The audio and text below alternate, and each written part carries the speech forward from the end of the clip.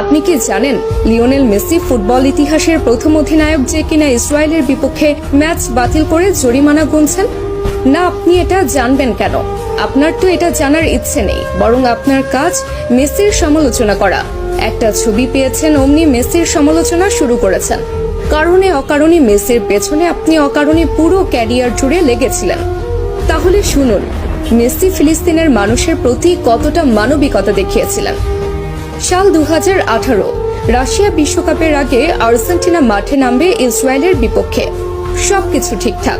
ঠিক সেই মুহূর্তে ফিলিস্তিনের তরফ থেকে জানানো হলো এই ম্যাচটা যেন আর্জেন্টিনা বাতিল করে, কিন্তু আর্জেন্টিনা ফুটবল অ্যাসোসিয়েশনের তরফ থেকে সেটা সম্ভব ছিল না। কেননা এই ম্যাচটা বাতিল করলে মোটা অঙ্কের জরিমানা গুনতে হতো AFA কে, আর অর্থনৈতিক দৈন্য দশায় ভোগা আর্জেন্টিনা ফুটবল অ্যাসোসিয়েশনের তরফ থেকে সেটা সম্ভব ছিল না। ঠিক সেই মুহূর্তে ফিলিস্তিনের মানুষ সরাসরি খোলা চিঠি ছুড়েন মেসির কাছে।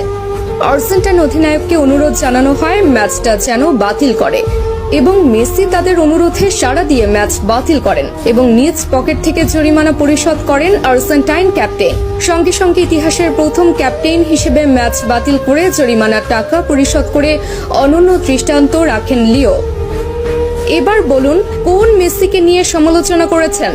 কতজন মানুষ এইভাবে নিজ পকেট থেকে জরিমানা গুনেছেন ফিলিস্তিনের জন্য, বলুন তো? এরপর যদি মেসির সমালোচনা করেন, দয়া করে আয়নায় মুখখানা দেখবেন। এবার আসি এই ছবির ঘটনায়। এই ছবি যেটা দেখছেন সেটা মেসি ছিলেন, কিন্তু মেসি তো সেখানে একা ছিলেন না, অথবা মেসির কোনো ব্যক্তিগত সফরও সেটা ছিল না, বরং সেটা ছিল ক্লাব বার্সেলোনার সফর।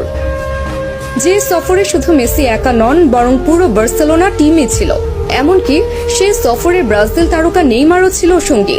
তাহলে সেই সমালোচনা কেন মেসির গায়ে একা আসবে?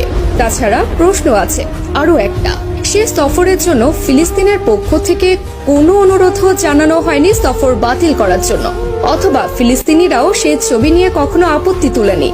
কিন্তু যখন তারা মেসিকে অনুরোধ জানিয়েছে, সঙ্গে সঙ্গে মেসি সে অনুরোধে সাড়া দিয়েছে।